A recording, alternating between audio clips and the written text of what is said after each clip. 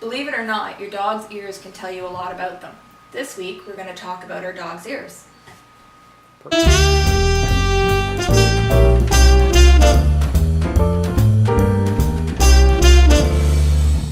Hey everybody, welcome to another episode of Legacy Paws. Today I have Octavia here with me to talk about ears and the health of our dog's ears. There's a few things that should be noted. Your dog's ears require regular maintenance. That means you look in the ears every day, you look down into the ear canal, make sure there's no dirt. At least if there is dirt, it does need to be cleaned out. And at the very least, you should clean your dog's ears once a week, whether they look dirty or not, because what can actually happen is they can visibly look fine on the outside, but there's actually a lot of wax down in the ear canal, which is down in this lower part of the earlobe. For that, you need a good quality ear wash solution, like what I have here. And what you would do is fill the entire ear canal with that solution, give the ears a good rub, and then your dog's going to shake their head, shake out that excess solution, and then you're going to use a cotton ball to clean only as far as you can see to not damage your dog's eardrum and to clean it safely and clean all that dirt and debris out of there.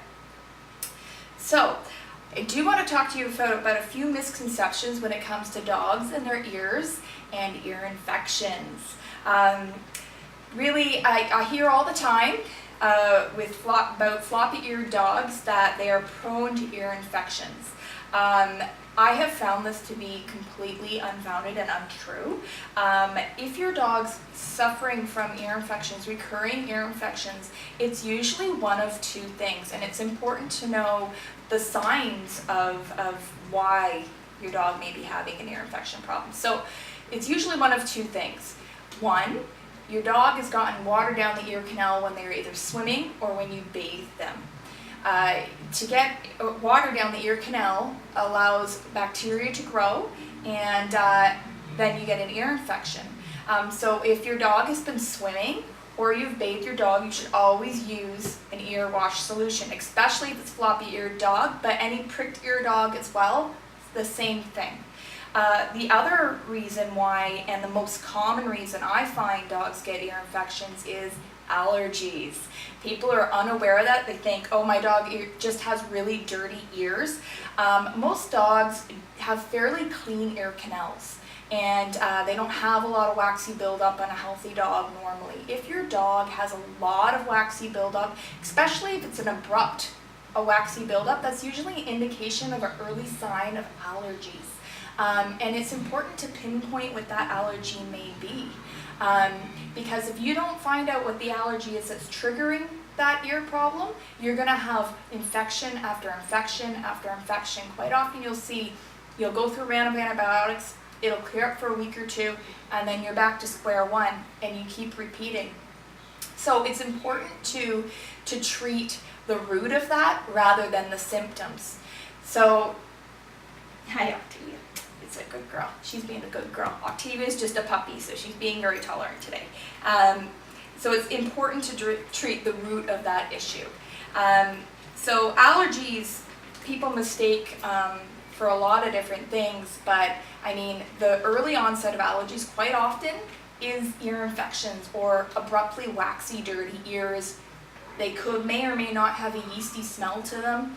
And then you'll see things, secondary problems with allergies. You'll start seeing scratching or what's known as hot spots. Hot spots are another thing that people just think happen. Hot spots don't just happen. There is a reason for that, and that reason should be addressed. We shouldn't be treating the symptoms, we should be treating the issue. If you continuously, the number one treatment for allergies in dogs or hot spots is steroid treatments.